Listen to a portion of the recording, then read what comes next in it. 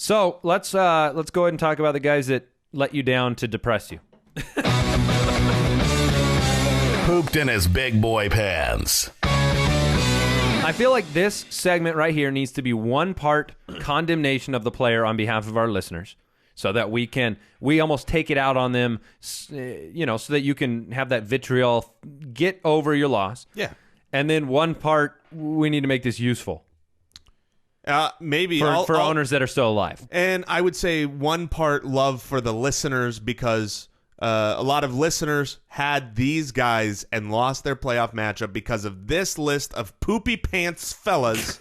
And so I just want to say to the listeners that might have had that. PPFs. Yes, the listeners that had these bad breaks this week, kudos to you guys for still listening, for still caring. It is for soon for everybody. A month from now, it's going to be time to be preparing for next year. So we'll do everything here. I thought you were going to say it's time for pants. It'll be Game of Thrones time. Oh yeah. That'll be there as well. All right. Well, we know Andy Dalton let you down. There's nothing you could do about it. Pat yourself on the back because you didn't make a mistake. You just played Andy Dalton. It was a matchup that I liked. I played him in our listener league, by the way. I lost in the first round of the listener league thanks to Andy Dalton. So, and a little bit of Jonathan Stewart not playing in the second half. That was unfortunate, but I'm out. So it's going to be a listener this year that wins the listener league. All right, Matt Ryan, terrible game. Hopefully you didn't play him. Phillip Rivers destroyed at home in Arrowhead against Kansas City. And Big Ben was the big story because he no touchdowns. No touchdowns. He had 30 for 282. They didn't need it. They didn't need to go deep to Martavis. They didn't need to play they were wasting the clock out, and they were having success doing it. So from a fantasy perspective, let's talk these last two guys, Phillip Rivers and Big Ben. Because you have said, Andy, in the past, and you did give yourself some time to say, well, let's wait and see how this week turns out, but that you would play Big Ben this coming week in Week 15 against the vaunted Denver defense. And so now we've got Big Ben showing against a good matchup when it wasn't needed and they didn't need to air it out. It wasn't a good week at all for Big Ben. He crapped the pants. So this next week, do you have confidence starting him over a Bortles or even him over a Rivers at Miami? Yes, I think so. I do. I've taken some time to think about that. I knew that question was coming. There are a couple of matchups that I would definitely think about it long and hard, depending on what you need. But you didn't see, Derek Carr still had 2 touchdowns this past week against Denver. Yes, it wasn't a huge game, but it was 2 touchdowns. They won the game against Denver. Brock Osweiler is being exposed a little bit, as are the Droposauruses that he's throwing to. But there's still potential here for Big Ben to have a big game and need to have a game through the air. So would I start him? Yes. If I had a better, would you start him or Matt Stafford? Stafford had a bad game. Matt Stafford's playing New Orleans, and there's going to be people saying the juicy matchup. They'll see the numbers. Gotcha. When you said that, I was thinking Matt Ryan, and I was like, "What are you talking about?" I wouldn't start anybody. That's actually a great question because to me, Matt Stafford or Big Ben is in question. I would not want to start Big Ben in the playoffs. I want a guy who's got the chance for a real high production game, and Big Ben obviously has a chance because they're fighting for the playoffs. Yeah, Steelers are. But I think that's going to be a low-scoring game because it usually is against Denver. So I would rather play some other guys in better matchups. So you'd play Bortles against Atlanta? Yeah, I would play Bortles, Big Ben? Bortles for sure. I would play Bortles. And I would probably... Now, the Denver game is in Pittsburgh. I want to throw that out there. I would probably play Stafford as well, just because of the volume of points that will be scored. And I want to remind people, too, Big Ben, 456 yards against Seattle. Yeah, it's not outside the realm of possibility. Brady had 3 touchdowns against Denver. They're tough decisions. But that's a big difference because Seattle's had that happen to them by several different teams. Denver has not. Seattle's defense has definitely the same publicity machine that Denver's has, but Denver doesn't. Denver's a way, way better defense than Seattle. Seattle right now is winning with their But Brady put up good fantasy numbers against them. That was the one and only game this entire year where you could say good fantasy numbers came against them. And I'm not going to blame anybody for choosing a different option. If you are the far and away, let's say you're the far and away favorite in a matchup this week, Who would you rather play? Would you rather play Big Ben or would you rather play the Bortles Stafford? Probably the Bortles Stafford in either situation. Okay, that's fine. That's fine. Is Bortles coming off of 2 or 3 monster games? He's I think 2 because several. he had a. So he's heating up? I think he's moved beyond our NBA Jam references. Blake Bortles? I think he's pretty much. I mean, he'll end up now a top 5, 4 or 5 quarterback Bortles on the year. If you're in a 6-point per passing touchdown, he was already the 6th ranked quarterback, and that's 3 weeks in a row that were really hot. Yeah, go with Bortles. All right, we got to move on. Running backs will let you down. Latavius Murray, I think we didn't have high expectations for any Raiders. They had 12 yards in the first half. That says about it all, which means their second half was all right.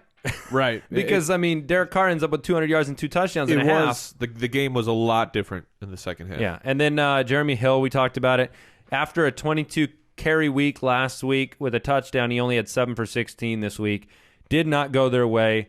Obviously, we know what happened with McCarron and Dalton. DeMarco Murray, a lot of news broke. There were a lot of questions last week, and we gave this perspective. We said maybe something's going to change for Murray. But a lot of news broke on Sunday morning from Ian Rappaport and several places that they were going Fourth string. They were going to dress 4 guys, and that Sproles would be featured. So I tweeted that out right away because new information means a new game plan. So hopefully you didn't start Murray. And then they all split carries. Yeah, they pretty much did. They pretty much did. CJ Spiller didn't do anything. That brings up I'm going to mention him, Tim Hightower. Yeah, I don't know if did he have a big enough game to be a stud? He was definitely a fantasy stud for people that needed him, had Ingram go down, and played him.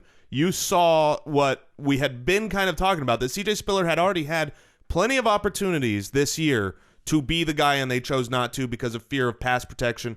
And he got the work. I think he had 29 touches or something like that. I don't. Hightower? Yeah, Get Hightower. the number right. Yeah, Get the number right. All right. Let's get that number right. Let's see.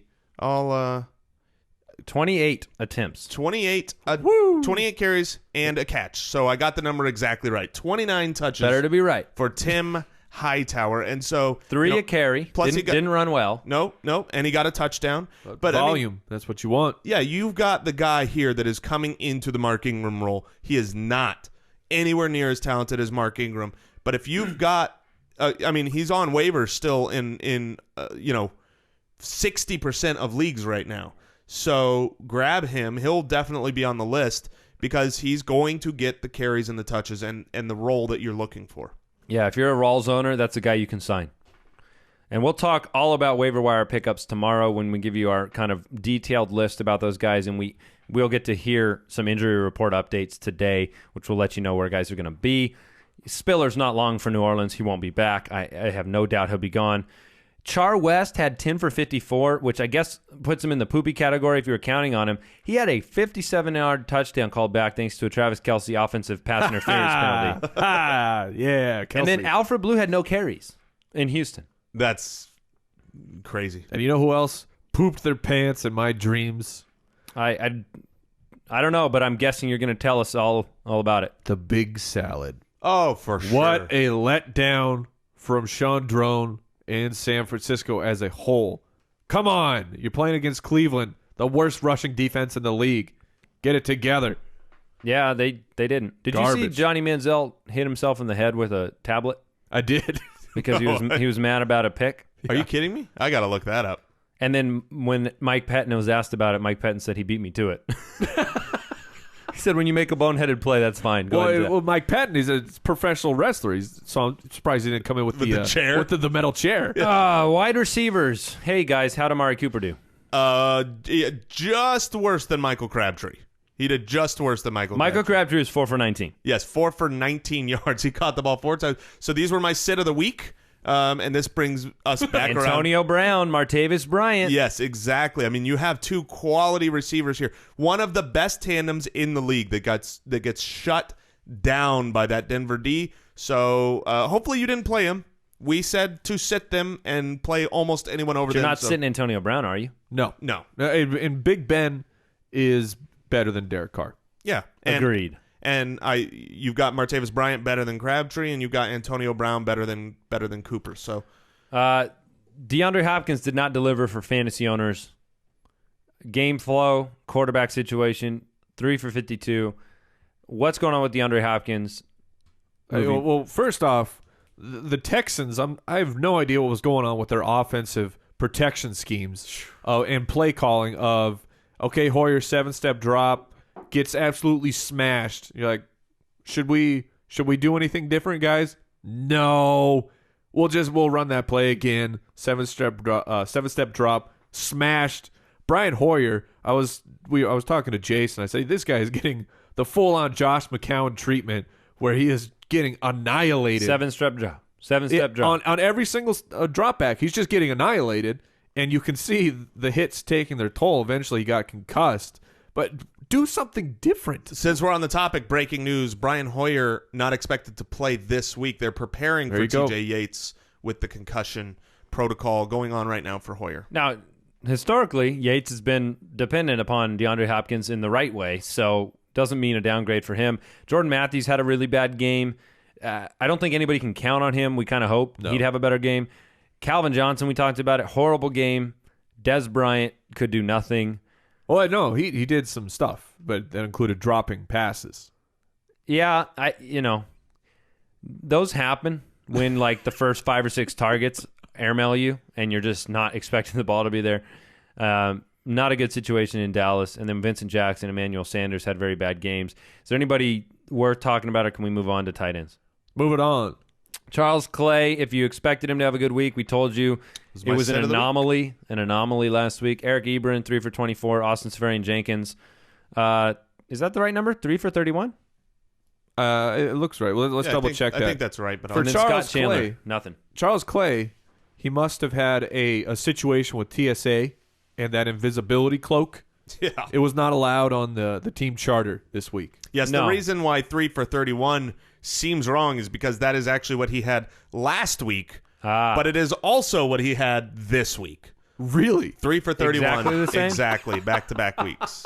I thought he had 4 catches, but yeah, he had like some first down catches, but not very targeted, not on the field as much. I'm curious what the snap count was for him, so we'll have to look at that.